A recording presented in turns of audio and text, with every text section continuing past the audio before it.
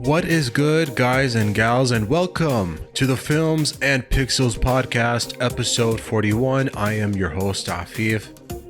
Thank you for tuning in once more. I really do appreciate any of you that have subscribed. And if you haven't done so before, please subscribe. Likes and comments are always welcome. But anyway, I don't want to waste my time on that. I have some very good topics for this episode. I want to start with an interesting story I found on LinkedIn regarding someone messaging or at least sending an email to Spotify about payment issues, payment situation regarding his mother's bills. It's kind of strange and fascinating. Also, like I said before, talk more about sports regarding new contract details for both Anthony Davis and Harry Kane. Also, interesting news about Red Dead Redemption re-released for modern consoles. But why is there controversy and what's missing exactly? I'll break it down. Plus, I will review Oppenheimer, like I promised before. I'll talk about Disney Plus price hike, and then I'll speak from my own perspective how I think, or at least what I think, how Threads can bounce back after now having low engagement on their social platform all of a sudden. But yeah, that's going to be good. That's going to be here and there. So I'm looking forward to just talking about these topics, breaking it down, analyzing the situation of everything, reviewing the Oppenheimer movie. I'm looking forward to all that.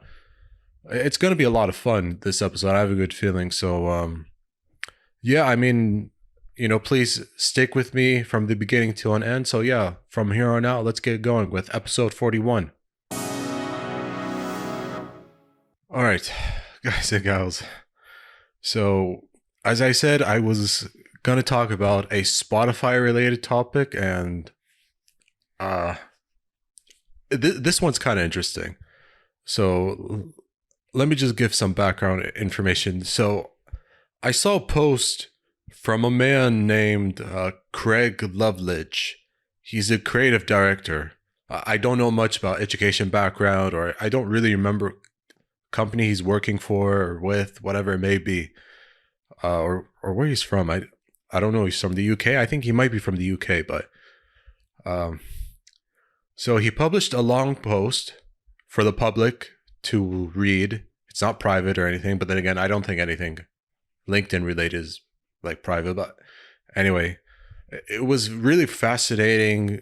A letter like he wrote to Spotify regarding the payment situation he's facing for his mother's subscription, supposedly not being aware that his mother has been paying like premium bills, but they were not notified about it. It's kind of fascinating. So let me read this letter that I found on LinkedIn. Dear Spotify, can I just take a moment of your time? Emailing you seems to go unnoticed, hence a polite little nudge here. A little nudge here. I like that. My mum, Rose Loveridge, a 78-year-old retired pensioner, signed up for Spotify in 2015. If you'd like to verify that, please do. And while you're doing the verification, could you also look at how many times my mum has used your platform over the past 8 years? You'll see, hardly at all. Not once over that time period did she hear anything from Spotify, but during those 8 years, you have taken £9.99 pounds per month out of her bank account. Over 8 years, that amounts to £959.4. She could buy a lot of HelloFresh orders with that tidy sum of money. Remember, she's a retired pensioner, so wasn't aware of this money leaving her account. No communication from you meant she was blissfully unaware of any ongoing monthly subscription. Only this week did she see the email you sent regarding your price increase. This prompted her to look at Spotify, see her subscription, and then contact me to ask if I could cancel her subscription. She didn't know how to do it. Actually, she didn't even remember her login details. I have managed to stop the flow of money leaving her meager bank account into yours. That's a positive start. If someone from your team could contact me, that would be wonderful.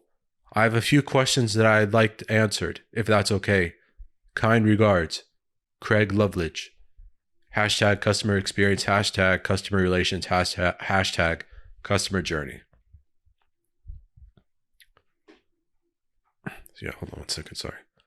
So yeah, like I was just saying, really fascinating. It is really fascinating how someone was able to figure out and realize his mother's subscription account or her subscription on Spotify on her account, like was helping them, adding more money to Spotify's revenue, and no email, no text, no sort of notification, nothing about the money or what kind of premium subscription service, premium, regular, whatever it may be, that his mother is seemingly subscribed to, and how much she's been paying per month over the past, like, how many years, like 5 years or something like that, right? Let me just check again. Yeah, 8 years. 8 years and no sort of notification. It's just fascinating because I love how he finds out about this, writes it on LinkedIn, and as you expect, many people who have seen this post commented, but I think it just shows the lack of not just like customer interaction. Let me put it this way. Any sort of customer interaction, no customer relation as well, like there's no customer interaction, no sort of, there isn't any good communication there. This is what's clear to me. There's a serious lack of communication between consumer and product provider, and it doesn't look good. Now, I don't know where this whole story would lead to. Would it lead to a lawsuit? But the fact that something like this happened is fascinating. So I do wonder if his mother will get will get her money back. So I think that remains to be seen. But I hope the story does continue, because it's a good lesson of people like us needing to make sure that we're smart financially, and at least making sure we know what we're putting our money to, what we're subscribing to, how to unsubscribe, and really how to be financially smarter at the end of the day. I think this is a good lesson on being more financially smarter and being more financially independent. So there you go. If you want to be more financially free of any sort of debt that you can't pay, then don't subscribe to anything you can't pay for. As simple as that. Or any service that you simply don't want. So that's a good idea to put some thought into.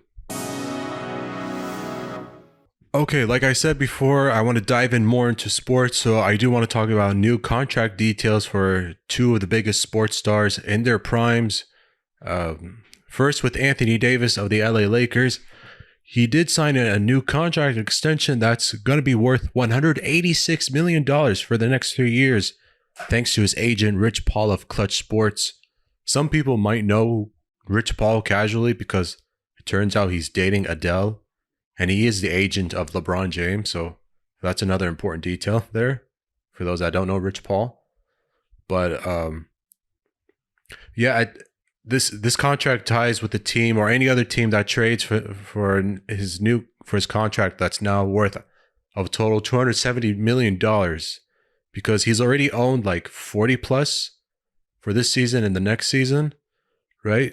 So he has the richest contract extension annually, because it's at an average of like $62 million a year until like 2028. And yes, he's already being paid like 43.2 for this upcoming season in 2023-24. And then he can become a free agent in the summer of 25. But that doesn't really matter. So at least for the upcoming 2 seasons, he's getting like $43 million.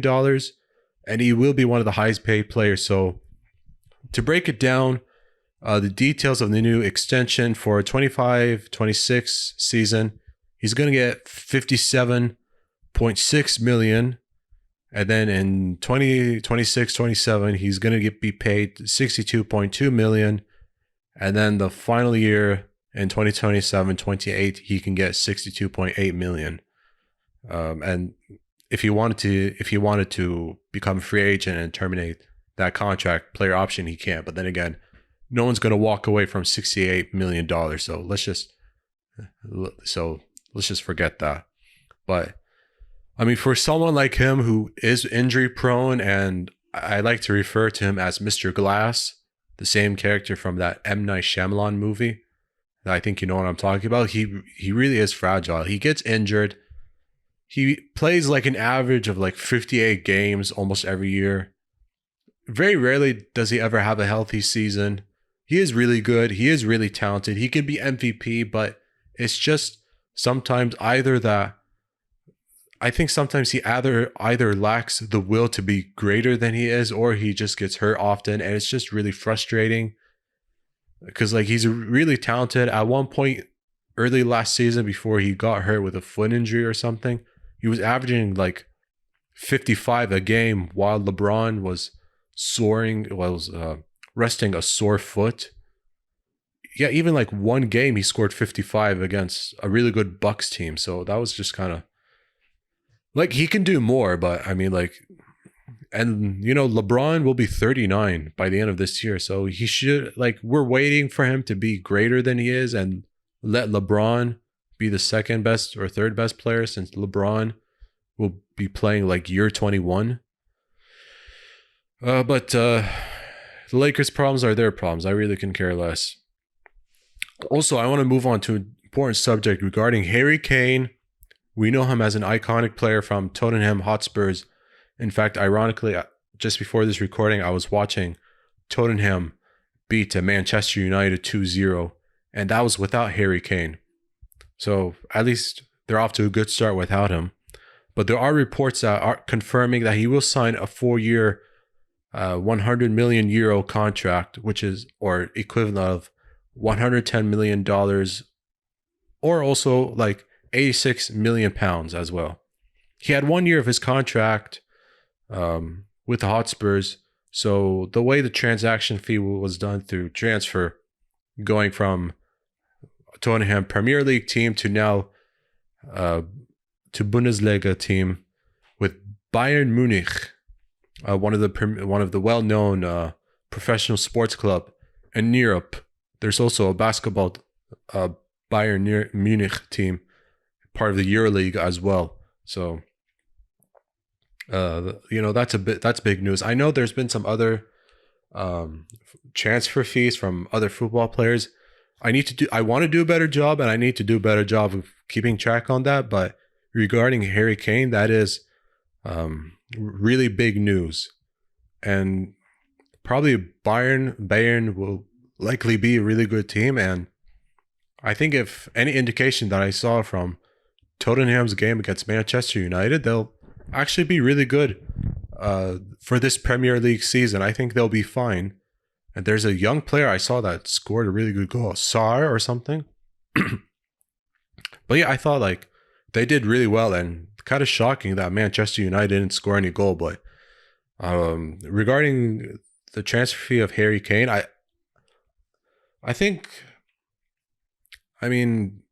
don't think he's won any titles, but he's still one of the very best in the sport. So this is a really big move for Bundesliga as well. But yeah, I think both sides are going to be fine. I think for Harry Kane, like, the money is good for him as well. So financially, it's a good deal for him. Yeah, he'll be more than fine. 1 week ago, Rockstar released a trailer announcing the re-release of Red Dead Redemption. Let me tell you, as someone who played Red Dead Redemption on PlayStation 3, it still remains one of my favorites of all time, one of my favorite video games of all time, one of the very best games on PlayStation 3. I can't really say enough how amazing it is. It's still great to this day. If you have the game, your PS3 console is still working, play it. Yes, the frame rate may be a bit choppy. It can be choppy, not as stable as Xbox 360, but still play it. It's still amazing. And I am glad that it's getting a re-release for PlayStation 4 and Nintendo Switch, no need for Xbox One because the Xbox 360 version is already backwards compatible on modern Xbox systems. So it already works on Xbox One and Xbox Series. But of course, like nowadays, there has to be some sort of issue, right? So what is the problem? Why? Yes, it is out by now. The trailer I saw on August 8th announced that it's coming August 17th. And yes, it's already out since then. So it's available if you want to buy it digitally. It's going to come physically October 13th if you want to wait. So yes, high resolution, probably cleaner texture detail, take advantage of the hardware. But it's not, obviously it's not a remake. And technically it's not actually a remaster, it's just simply a port, but it is a better looking and cleaner port. So yes, high resolutions, but still at 30 FPS. Now, what's part of the problem? Of course, price has been a common complaint, and that's understandable since you can buy it for Xbox 360 digitally for like $30 or maybe a used copy for less. Whereas for PS4 and I'm assuming on the Switch at $50. So I understand the complaint there, you know? And there's no multiplayer, but then again, for a single player like this, like who really cares about multiplayer? Seriously? I know there was originally multiplayer when it was released in 2010, but for a game like this that really thrives as a single player open world adventure, should I really care? Honestly? So no. But in response to that, when IGN asked Strauss Zelnick, the CEO of Take-Two, about the game's price, he said that's just what we believe is commercially accurate price for it. And also Take-Two's executive vice president of finance, Hannah Sage, noted that a big reason for the high price is the inclusion of the Undead Nightmare add-on, which was extremely popular at the time. I should also mention the Undead Nightmare, which is like an alternative story with, for some reason, everyone becoming like zombies in the West. So that was also really cool and critically acclaimed. In fact, back then at that time, during the popularity of those consoles, it did get like a Game of the Year edition with the original game and the Undead Nightmare, and I have it, and it's still really cool. So she did call that the bundle certainly great value for consumers. And again, like not a lot of people will agree with the base game and the Undead Nightmare DLC. And I think on the Xbox store it is like $13. So probably like the whole package by itself, maybe like $43, still a decent price. But I mean, like, when you play it on Xbox One or even like, let's say on the One X, like it'll still look really sharp, close to 4K and maybe HDR. And yeah, it's going to work on PS5 backwards compatible, no native PS5 version. But I was a little bit disappointed about nothing announced for Windows platform when you think about Red Dead Redemption 2, which, still one of the very best games ever, universally acclaimed. And most people would actually say Red Dead Redemption 2 looks better than really most games available on Xbox Series or PS5. RDR2 is already available on Windows, so it is actually a creative decision from Rockstar. That's the only reason why there's no Windows announcement. I just think it's weird that's not coming to Windows, considering that even GTA 4 got a Windows release, GTA 5 is on Windows, Red Dead Redemption 2 is on Windows as well. But Red Dead Redemption, the original one, still no Windows release.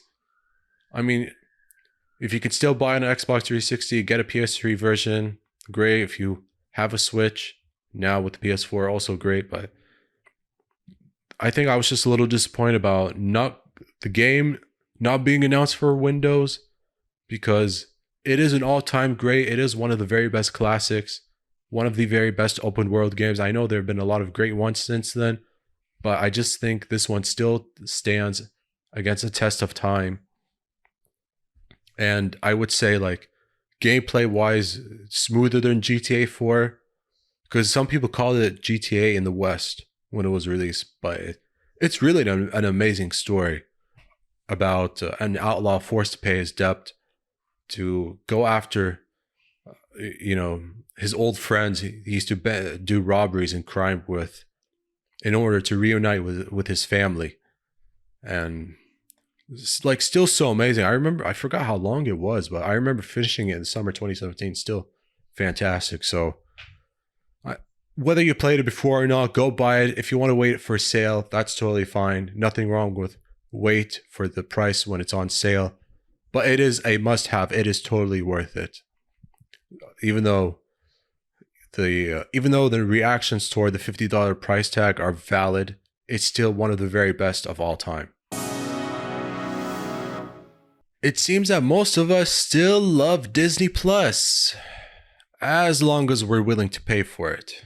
Because starting October 12th, there is going to be a price increase.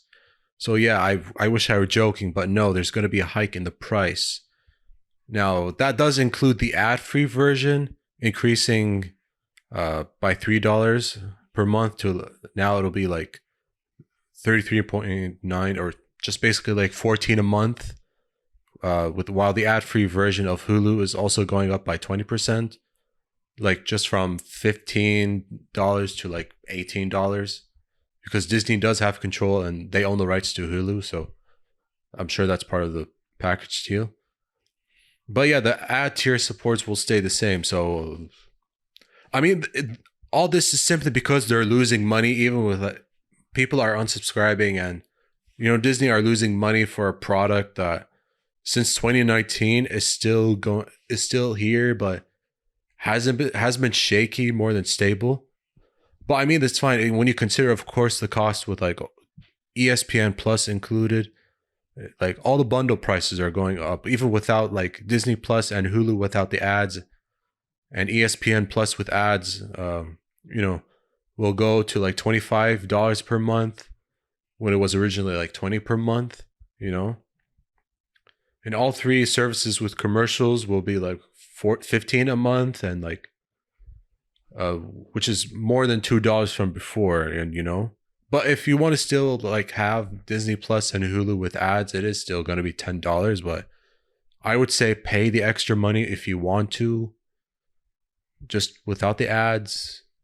But like I was just saying earlier, I don't want to contradict myself because I was just talking about like being financially smart and cancel any unnecessary subscriptions. But I'm just bringing this up because I know there are people that still like Disney Plus. I'm sure there are, but I just think it's worth noting, like, decide if you still want to stay and pay for the subscription service.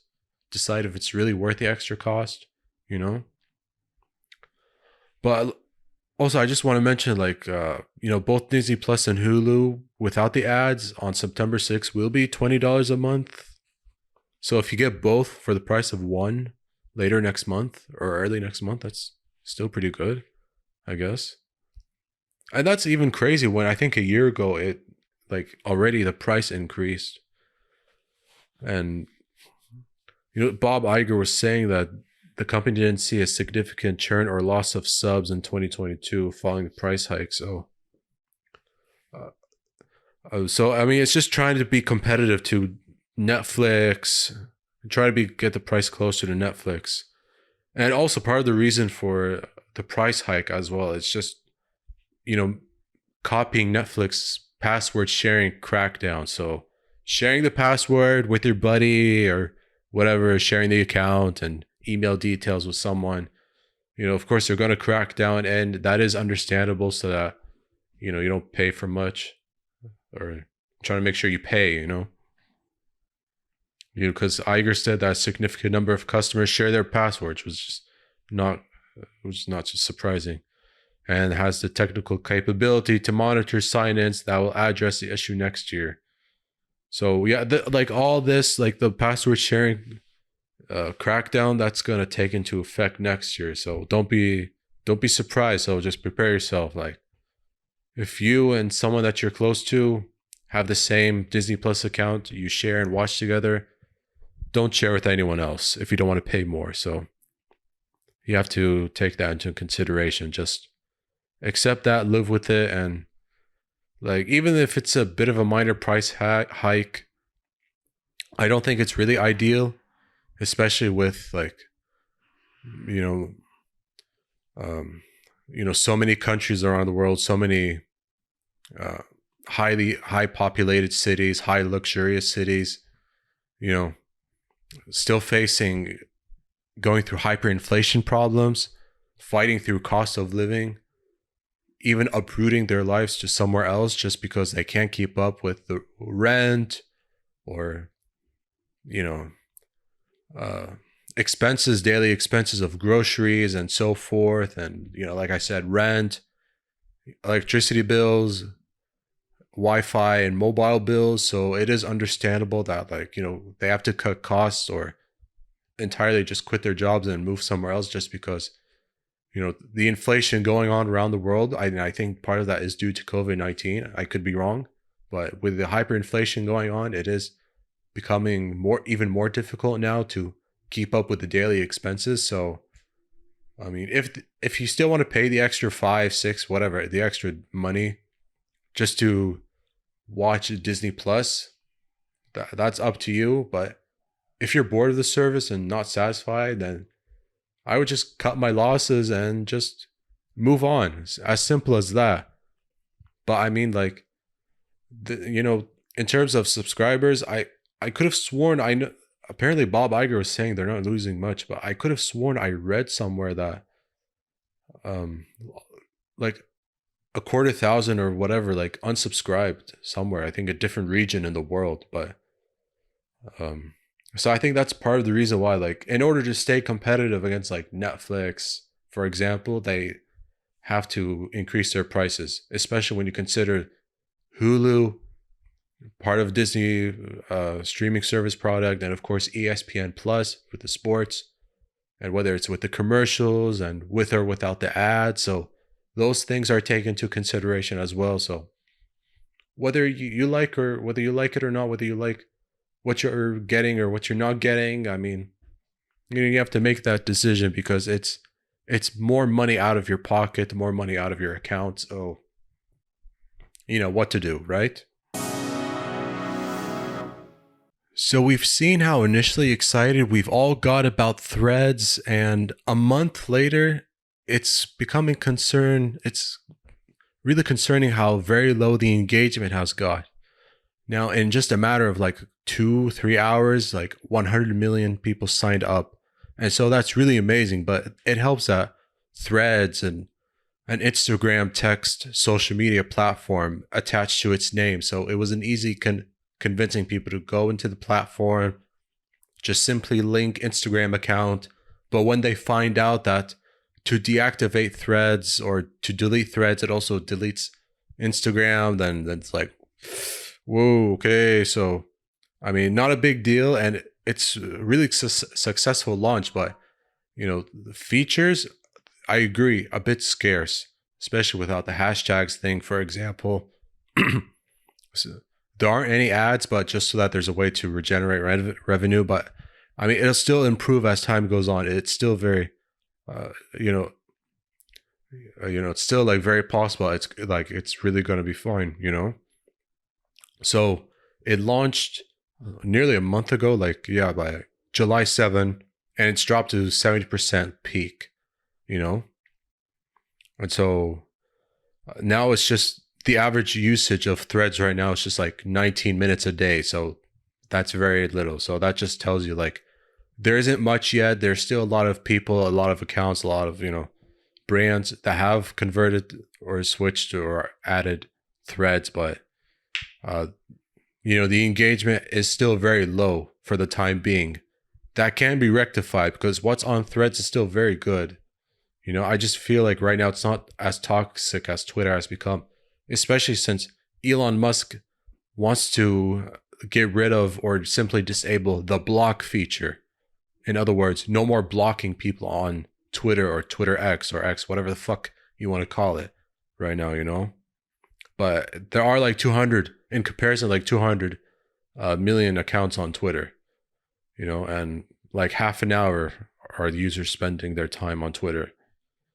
So, the man himself, the Zuckman, Mark Zuckerberg, said that Threads' early growth was off the charts and way ahead of what they expected, and said they will focus the rest of the year on improving the basic features on the platform and user retention. We've run this playbook many times with Facebook, Instagram, the stories, reels, etc. And I'm confident that Threads is on a good path too. And I do agree. I do think Threads will be fine. It's just, the early buzz has sort of faded away, but I think it'll come back up. And, because there's still a lot of brands, a lot of people that I know personally that are still using Threads. So it's not a big deal. It just needs to find a way to capitalize on the early success and the early excitement, because it's, that way it doesn't have to shut down. It would be disappointing. And okay, well, if it shuts down, how will this affect Instagram? Because I remember Twitter doing something similar to the Facebook, Instagram stories called fleets. There used to be like Twitter fleets. And like less than a month later, 2 months later, that completely shut down. Even Vine was like done. Vine was ahead of its time before TikTok. So it would be a shame if Threads was shut down, but I think since a Meta Inc. based social media platform and with the branding attached to names like Instagram and Facebook and so forth, it's going to be fine. But I do want to mention Richard Hanna, a professor at Babson College who studies social media strategy, did tell Wall Street Journal that Threads drop-off is a clear indication that people are realizing they cannot do as much on the app compared to competing services, which is obvious. Like I said, the lack of the hashtag features or what's trending. I think it's good that they still need to take more notes from Twitter, for example, just because of how Twitter was able to be sustainable and successful for so long. The publication also pointed out that the fact that Threads was built on Instagram's infrastructure and that the platform might seem dull to some people if they choose to follow the same folks they already follow on Instagram. To me, that's no big deal. I don't mind if I'm following the same people, the same account on Instagram and Threads. Again, interlinked together and a text-based version app. So to me, that's not a big deal. It's a good alternative. It's, again, like I would say, like probably by now a less hostile version. I mean, with Twitter, always with the subscribing to the blue check mark, subscribing to the gold check mark, and no blocking, and then unblocking some of the most hostile people. And even like totally rebranding to just X. I don't like where Twitter is going right now. So this is just something that's scaring me, But I mean, with the early start, I mean, I don't think there's any reason to panic. I'm sure Meta Inc. will find a way to build on some of the missing features, and including adding like a desktop, because there's no way to use Threads on desktop. So it'll be fine. It's just, again, it's just a matter of time and patience, but all good things, all good problems will be sorted out eventually. All right, like I said, last topic, I do want to review and react to Oppenheimer. I am glad I saw this movie. It was, to me, a big summer blockbuster flick. Now, yes, I know it's based on historical facts, but I mean, when Christopher Nolan is attached as director of any kind of movie, I mean, of course I'm gonna go see it. I need to see it. It's Nolan, for God's sake. I mean, Tenet, Batman trilogy, the Dark Knight trilogy. I mean, shit, Interstellar, Inception, come on. But anyway, just regarding those films, Oppenheimer, collaborating once more with Cillian Murphy, excellent cast. That includes Florence Pugh, Emily Blunt, Robert Downey Jr., John Johnson, yeah. Anyway, still a great cast. Of course, that also includes Matt Damon as well, part of the cast. Amazing as expected. Just the fact that there was really no sort of CGI when it came to the explosions around like the first, second act of the film. Just really crazy. Like, it's hard to believe. Like, how do you literally create like a bomb on set? Like, I want to believe like it is CGI because it really does look like it, but I will say one thing: it is stress inducing, but although I didn't watch it in IMAX, just like how the movie was produced intentionally, so I saw in standard format. I mean, I have to take movie tickets into consideration, and based on where I'm working currently, I mean, it's just a floor above me, but I mean, like, still, like, sound, the music, like, oh my god, like, even like moments when he's just like later on being interrogated, questioned, is he a communist? Was he a communist? Why is he not? Why communism? About his affiliation to communism. Again, crazy, and especially analyzing his relationships with the women in his life. Florence as Jean. Jean was just crazy in this movie. Emily Blunt, again, excellent in her role. But I really liked how Cillian Murphy seemed like an excited scientist, an excited physicist. But when he realized how his creation was used by the US government on Hiroshima and Nagasaki, a lot changed for him. Like, he felt like he was a godfather, the destroyer of worlds, and so forth. And it really disrupted, just really like challenged his morale, just really hurt his spirit, just made him feel like that he's a destructive force of nature. But also, like, a lot of this movie, you know, it would be a mistake of me to forget about Robert Downey Jr. as Strauss.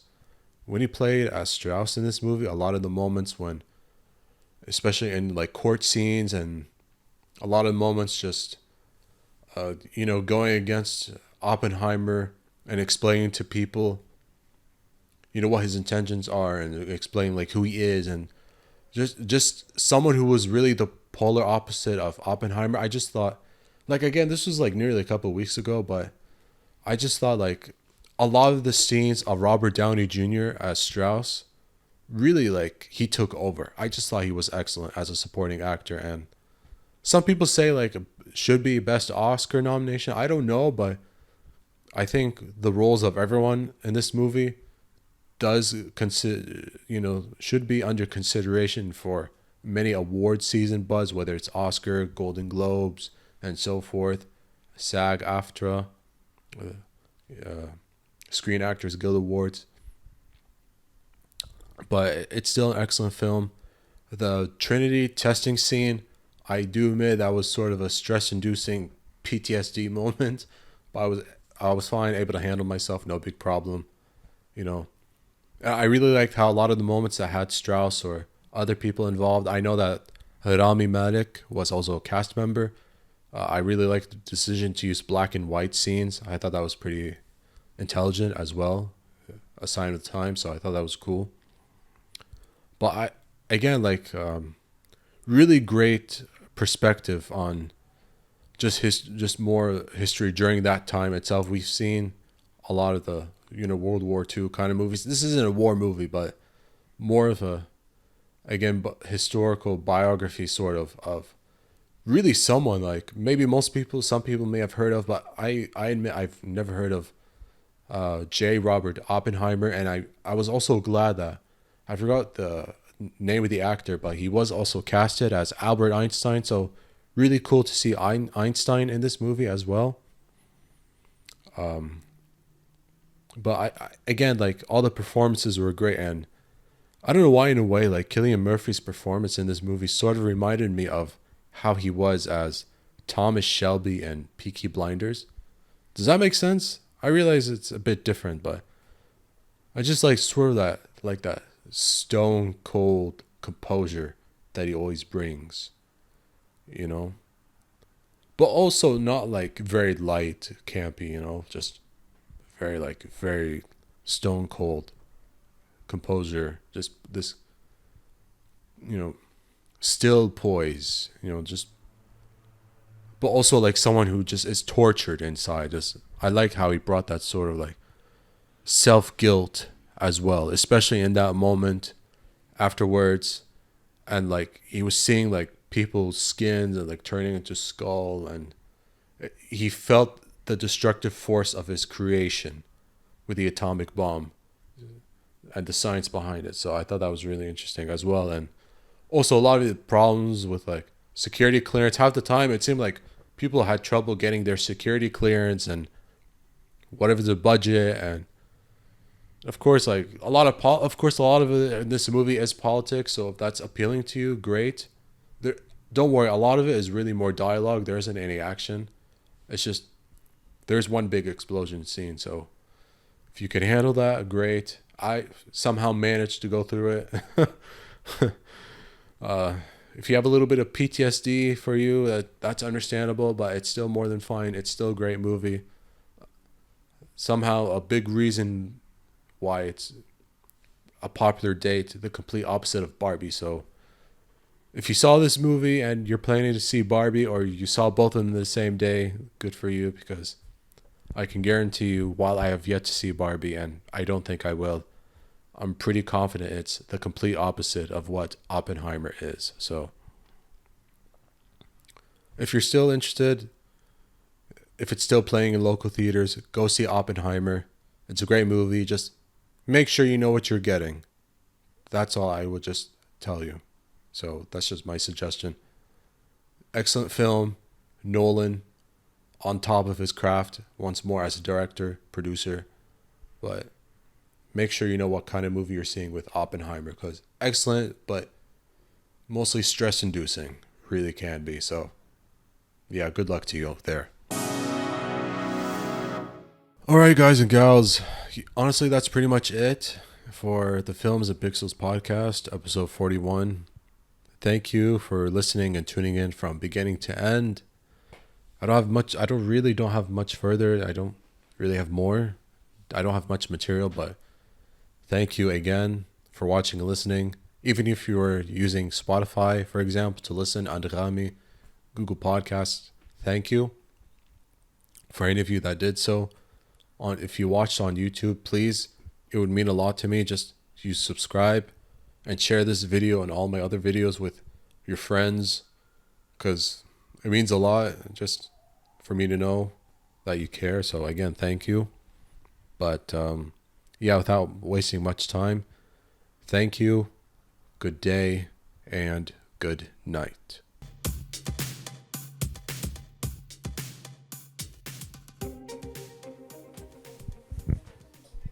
Ah, motherfucker.